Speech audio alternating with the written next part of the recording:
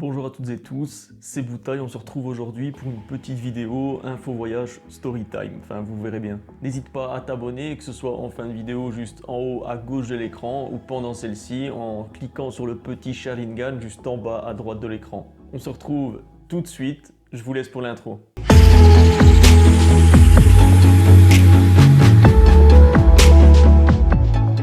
Voilà, on se retrouve aujourd'hui pour une petite vidéo où j'aimerais vous présenter le site Airbnb et le moyen de voyager avec Airbnb. Je vais d'abord vous présenter le site, voilà, vous montrer un peu comment ça fonctionne et ensuite voilà, je vous présenterai 3 points positifs pour moi qu'on a de voyager avec Airbnb. Donc ici on est sur la page d'accueil du site, du coup tout simplement airbnb.be. Et on a tout d'abord la possibilité de mettre notre adresse de destination, donc le pays, la ville dans laquelle vous voulez résider.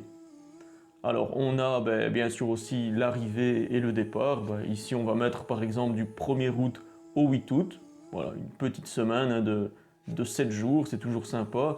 2 adultes, vous pouvez mettre aussi le nombre d'enfants, etc. On va rester ici sur 2 adultes. Alors, ici l'adresse. Moi j'ai mis Rome en Italie, mais vous pouvez mettre vraiment n'importe quelle ville du monde. Voilà. Je pense que des Airbnb, il y en a vraiment un peu partout. En tout cas, moi je l'ai déjà utilisé en Espagne, en Hongrie, etc. Donc je pense vraiment qu'on peut trouver son bonheur un peu partout sur le globe. Voilà, ici on va mettre Rome. Alors, une recherche. Ensuite, on arrive ici sur les logements qu'on a à Rome. À droite, elle va s'afficher et on a ici la petite carte avec la situation des logements dans les environs de Rome et dans Rome même. Donc c'est super intéressant parce que vous pouvez déjà voir ici la tranche de prix dans laquelle se situent les différents logements et leur situation dans Rome, quoi. Donc si vous voulez être plus vers le centre de ville, plus dans la campagne, plus reculé, etc., plus proche d'un lieu ou autre, là vous avez la possibilité de le voir précisément ici. Alors la carte, on y reviendra un peu après.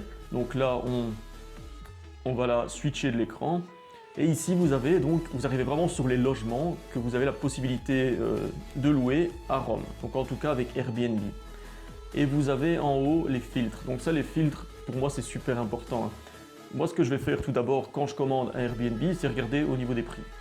Donc au niveau des prix, si vous voulez, donc ici c'est pour 2 personnes. Si vous voulez par exemple une nuit de 30 € dans l'Airbnb pour 2 personnes, ça fera 15 € la personne. C'est déjà vraiment rien du tout au niveau des prix. Moi, le plus bas que j'ai payé en Airbnb, je pense que c'est 10 € la nuit par personne. C'était vraiment rien du tout. Et c'était super propre, c'était spacieux, on avait le petit déjeuner, le wifi, etc. C'était vraiment super bien. Donc alors ici, on a le prix, on va mettre, voilà, comme je vous ai dit, on va mettre allez, 30 € comme prix maximum, mais donc c'est 30 € pour 2, donc vous payerez 15 € la nuit si vous allez à 2. Alors, enregistrer, et là, il va déjà trier les Airbnb à 30 € ou moins la nuit. On va aller dans plus de filtres. Donc ici, on a aussi les types de logements, etc. Mais ça, personnellement, moi, je le regarde pas. On a chambre et lit. Alors, on peut choisir le nombre de lits qu'on veut sur place, le nombre de chambres et de salles de bain. Ça aussi, ça peut être assez sympa. Moi, personnellement, en tant que j'ai une petite douche, une toilette et une chambre avec 2 lits, voilà, séparés ou pas, pour moi, ça va. Alors, voilà, on a plus d'options. Équipements. Les équipements, pour moi, c'est super important. On va avoir juste ici tout ce qu'on veut retrouver au sein de notre Airbnb. Donc c'est super important, comme chauffage par exemple, si vous vous rendez à Rome, normalement en plein été, en août, vous n'aurez pas besoin de chauffage, donc ça on le cochera pas. Mais par exemple ici je pense à la climatisation, ça va être super important pour quand même essayer de survivre dans l'Airbnb s'il fait étouffant. Donc on va cocher la climatisation. Pour moi, le Wi-Fi, c'est aussi super important pour, tout simplement, je sais pas, si on veut rentrer tranquillement à l'Airbnb en cours de journée ou en fin de journée et poster des photos, par exemple. Voilà, des choses comme ça, ou tout simplement aussi contacter sa famille. Ça peut être assez sympa. Le Wi-Fi, c'est quand même devenu indispensable de nos jours. Ensuite, on a ce que je coche toujours, c'est le petit déjeuner. Le petit déjeuner, ben, c'est super important. Si vous vous levez tranquillement dans l'Airbnb, et voilà, vous avez à votre disposition le premier repas de la journée, votre petit déjeuner, et ensuite en ville, vous dînez, vous soupez tranquillement. Mais le petit déjeuner, pour moi, c'est super important qu'il soit disponible. Et généralement, dans les Airbnb que j'ai pu déjà prendre, à Alicante par exemple, en Espagne, on avait le petit déjeuner, et il était vraiment bien fourni. Donc franchement, c'est vraiment assez sympa. Mais je vous montrerai après comment évaluer aussi la qualité de l'Airbnb. Alors, on a du coup le petit déjeuner. Voilà, après, on a toutes des choses, je veux dire, qui ne sont pas vraiment indispensables, comme la cheminée. Je sais pas, voilà, si tu veux une cheminée dans ton Airbnb, tu peux le cocher. Mais sinon, voilà. Lit pour bébé, ça peut être important si on va avec les bébés, ça. Arrivée autonome, donc arriver, mais sans que le propriétaire soit forcément là.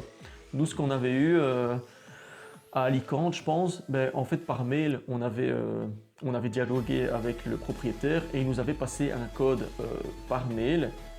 Et ce code, en fait, on devait l'utiliser en arrivant à Alicante devant la porte d'entrée de l'Airbnb et entrer le code, en fait. Un code dans le hall d'entrée et un code à la porte. Donc voilà, c'est quand même assez sécurisé aussi, il n'y a pas n'importe qui y rentre. Et les personnes qui veulent mettre à louer leurs appartements sur Airbnb doivent aussi suivre des conditions, c'est bien réglementaire. Et je connais de plus en plus de personnes qui commencent à prendre Airbnb et c'est vraiment sympa, je vous exposerai les points positifs après. Alors au niveau, voilà, encore la télévision, sèche-cheveux, cintre, voilà, c'est les petites choses qui peuvent être sympas. Voilà, donc nous on va rester sur petit déjeuner, wifi et climatisation. Alors ensuite, installation, on peut avoir un parking aussi sur place, jacuzzi, pourquoi pas, toujours se faire plaisir, salle de sport, piscine. Voilà, type de propriété, on peut choisir aussi, donc assez sympa, type de logement, maison, chambre d'hôte, appartement, boutique hôtel, etc. Séjour unique, on peut choisir si on veut résider, parce qu'il y a bien des Airbnb qui sont situés sur des bateaux. Donc ça peut être aussi sympa, des Airbnb sous forme de cabane dans les arbres, comme on peut voir ici, château. Donc ça peut être vraiment assez sympa. On a une grosse liste de filtres qui peut vraiment préciser qui peut préciser ce qu'on veut vraiment. Et je trouve ça vraiment cool. Ah, ici on retrouve animaux acceptés, logement fumeur, etc. Voilà. Alors ici, pour nos filtres à nous, donc climatisation, petit déjeuner, wifi, on a déjà 19 séjours, à moins de 30 € la nuit pour deux. Donc on va voir ce qu'on a. Donc ici on tombe sur nos 19 logements. On peut voir en dessous de chaque logement le nombre sur 5, donc la cote sur 5, la petite étoile rose. Et on va retrouver en cliquant sur le logement les commentaires affiliés au séjour des personnes qui ont déjà pu résider au sein de l'Airbnb. Donc je sais pas, on va prendre quelque chose qui a l'air sympa. Allez, on va prendre peut-être le premier ici. Ça a l'air vraiment sympa, c'est frais, du blanc, etc. Il nous propose à 28 € la nuit pour deux. Donc voilà, ça nous fait 14 €. 14 € par personne la nuit. Apparemment, il y a aussi petit déjeuner et wifi et climatisation. On va aller voir ça tout de suite. Alors, vintage double room, 20 minutes by walk from Colosseum. Donc là, ils te mettent aussi que c'est à 20 minutes à pied du Colosseum de Rome, quoi. Donc voilà, c'est une information qui est assez sympa. Il faut voir la localisation aussi, mais 20 minutes à pied, franchement, quand on visite dans une ville, c'est rien du tout. Hein. Alors... Ah, ici, donc c'est plus 28, c'est 24 € la nuit. 24 € la nuit du 1er août au 8 août. Donc voilà, c'est super abordable. On peut avoir ici le profil du propriétaire et on peut converser avec pour lui poser des questions, etc. Juste ici en bas, on a contacter l'hôte. Donc voilà, ça peut être assez sympa. Parfois les hôtes parlent français, parfois pas. Voilà, c'est assez intéressant aussi de se retrouver avec quelqu'un qui parle la langue locale. Et ça, on y reviendra après, ce sera dans mes points positifs. Alors, au niveau des petites informations qu'on peut avoir en plus, on voit que c'est pour deux voyageurs, une chambre, deux lits. une salle de bain privée. Voilà, ici on a les petites photos, hein. Ça a l'air assez sympa avec du parquet blanc, un beau petit lit. Voilà, une salle de bain, on a ouais, 2 WC. Il faisait écrit aussi bagno privato, donc c'est salle de bain privée, quoi, donc ça a l'air vraiment sympa. Petite décoration assez fraîche, hein. Voilà, ça a l'air vraiment assez sympa. Au niveau du petit déjeuner, alors il fait clairement écrit, il s'agit de l'un des rares endroits dans la région qui dispose de cet équipement. Donc dans cet Airbnb là, on a bien le petit déjeuner, donc ça c'est vraiment sympa. Les super hosts sont des hôtes expérimentés qui bénéficient de très bonnes évaluations et qui s'engagent à offrir d'excellents séjours aux voyageurs. Conditions d'annulation, on peut aussi annuler avant midi le 25 juillet, voilà, pour obtenir un remboursement total. Donc ça aussi, je trouve que c'est super cool. Quand on ne doit pas rajouter une somme pour avoir l'assurance annulation, on peut le faire directement avant le 25 juillet. Et ici, on a plusieurs informations en anglais, hein. Voilà, faut pas non plus parler un anglais parfait, mais on peut le comprendre assez facilement. Donc, par exemple, ici, ils proposent un déjeuner italien, quoi, par buffet en fait, inclus dans le prix, mais comme ils avaient dit. Voilà, toutes des petites choses comme ça, accès aux voyageurs, etc. Mais on peut contacter on peut contacter l'hôte sans problème. Alors, comme équipement, on peut voir qu'ils ont rajouté la liste dans la liste ici. Donc, l'ascenseur, on a le petit déjeuner, bien sûr, fer à repasser, sèche-cheveux. On a une télévision par câble, wifi, cintre, espace de travail pour ordinateur. Donc voilà, ça a l'air d'un Airbnb assez cool, hein, c'est bien. Il y en a encore 26 ici, enfin, c'est énorme apparemment. Voilà. Si vous voulez aller à Rome, je vous recommande cet Airbnb là. Voilà, donc pour cette nuit à Rome. Tout en bas, on a les commentaires super importants. N'hésitez pas, même si vous voyez que la cote sur 5 est assez bonne, n'hésitez pas à aller voir les commentaires parce que voilà, on a toujours des informations en plus et on a le vécu de la personne dans l'Airbnb, hein. Donc ça, c'est assez sympa aussi. Alors, voilà, par exemple ici, une personne qui a mis un commentaire en français, bon emplacement, tout est conforme à la description. Donc voilà, sympa. On a les notes, hein, au niveau de plusieurs critères comme la propreté 4,8 sur 5, c'est très bien. Communication 4,8 également, arrivée 4,7, donc ça c'est l'accueil. Précision donc de la description des équipements, à mon avis 4,8 sur 5. L'emplacement 4,7, c'est un très bon emplacement. Et qualité-prix 4,7. Donc je pense que là, on est sur un très bel Airbnb à 24 € la nuit pour 2 personnes. Et voilà, ça a l'air vraiment super bien foutu. Ici, on peut voir qu'on est tout près du centre de Rome. Vraiment tout près du centre de Rome. L'Airbnb est posé ici. Et on peut aller voir bien sûr de plus près. Et on voit, on voit la rue et le quartier dans lequel est situé notre petit Airbnb. Voilà, ça a l'air vraiment sympa. D'ailleurs, je suis dégoûté de ne pas pouvoir partir ici en août, hein, avec tout ce qui s'est passé au niveau du coronavirus, etc. Voilà, ce sera pour l'année prochaine, mais voilà, ça me démange de pouvoir voyager à nouveau. Donc voilà. Franchement, Airbnb, c'est quelque chose de... c'est un site que j'ai découvert il y a 3-4 ans peut-être, mais c'est vraiment super efficace, quoi. Je veux dire, c'est clair que les hôtels, voilà, tu sais ce que tu prends, tu es peut-être plus sûr. Enfin, tu vas payer 50 € la nuit par personne. Mais voilà, c'est vrai que tu es peut-être plus sûr. Les gens sont peut-être plus réticents à commander par Airbnb. Mais moi, personnellement, des expériences que j'ai déjà pu avoir, je peux vous dire que franchement, c'est génial. On a encore quelques petites informations ici. Donc, règlement intérieur. Donc, arrivée entre 11 h et 22 h. Et départ, ça c'est comme dans les hôtels, on part vers 11 h le lendemain, quoi. Enfin le lendemain, je veux dire le jour de notre départ. Donc voilà, il précise quand même pas de fête ni de soirée, hein. Voilà, ça reste quand même la base. On va pas retourner l'Airbnb, quoi. Ça reste quand même une propriété, hein, donc qu'on loue. Donc on va pas non plus retourner l'Airbnb.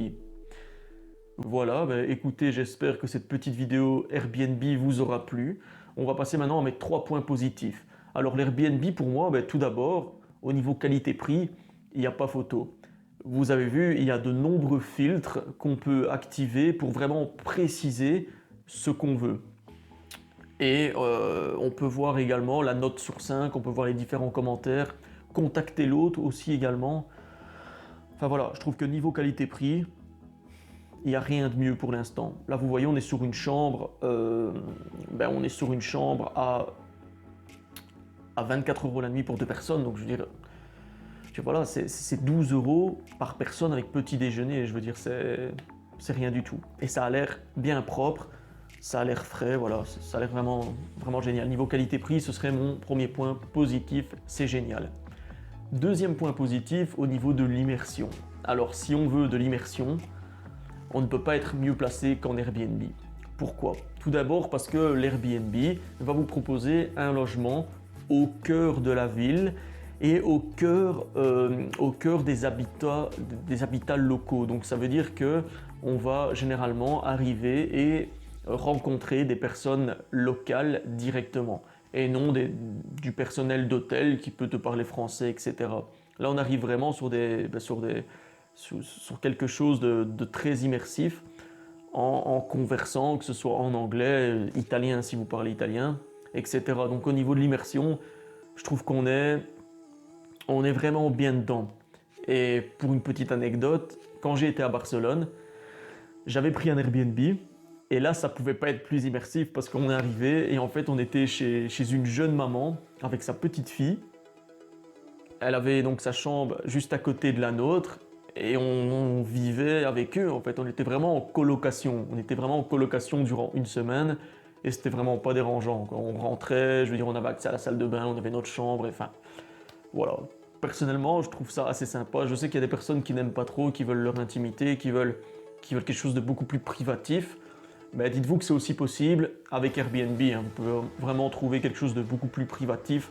Comme ici, je pense qu'on est sur quelque chose de très personnel. Mais maintenant, ça peut arriver voilà, que vous ayez le propriétaire avec vous dans l'Airbnb, etc. Que ce soit son logement finalement. Parce que moi ici, par exemple, je suis dans ma chambre, mais je peux très bien créer une pièce réglementée, etc. Et en faire une chambre pour des personnes qui viennent en Belgique et qui voudraient louer un Airbnb. Ça, il n'y a vraiment pas de problème en fait, ça peut se faire aussi. Alors troisième point positif, je parlerai de l'apprentissage de la langue. Croyez-moi, on ne peut pas mieux apprendre qu'en étant immergé au sein de la population locale et en tentant de parler avec elle sa propre langue et en écoutant les retours. Franchement, c'est comme l'anglais par exemple. J'avais beau suivre mes cours en secondaire de manière assez assidue, mais une fois que tu te retrouves sur place en Angleterre, tu restes une semaine ou deux, et voilà, tu es quasiment bilingue, entre guillemets, mais je veux dire, t'en connais beaucoup mieux que si tu avais eu 2 semaines de cours, j'ai envie de dire. Donc voilà, pour moi, l'apprentissage de la langue passe par cette capacité immersive qu'on peut avoir avec Airbnb, que nous propose Airbnb. Donc voilà, je trouve ça super intéressant. Voilà, cette petite vidéo est terminée, mais j'espère qu'elle vous aura servi et qu'elle vous aura donné envie de voyager par Airbnb. En tout cas, moi j'ai encore fort envie de m'essayer à cette méthode. Lâche-moi ton plus gros pouce bleu si la vidéo t'a plu, n'hésite pas non plus à la partager. Fais-moi sonner cette petite clochette des familles et n'hésite pas à t'abonner si le contenu de ma chaîne te plaît. C'était Bouta, on se retrouve très vite pour de prochaines vidéos et matane!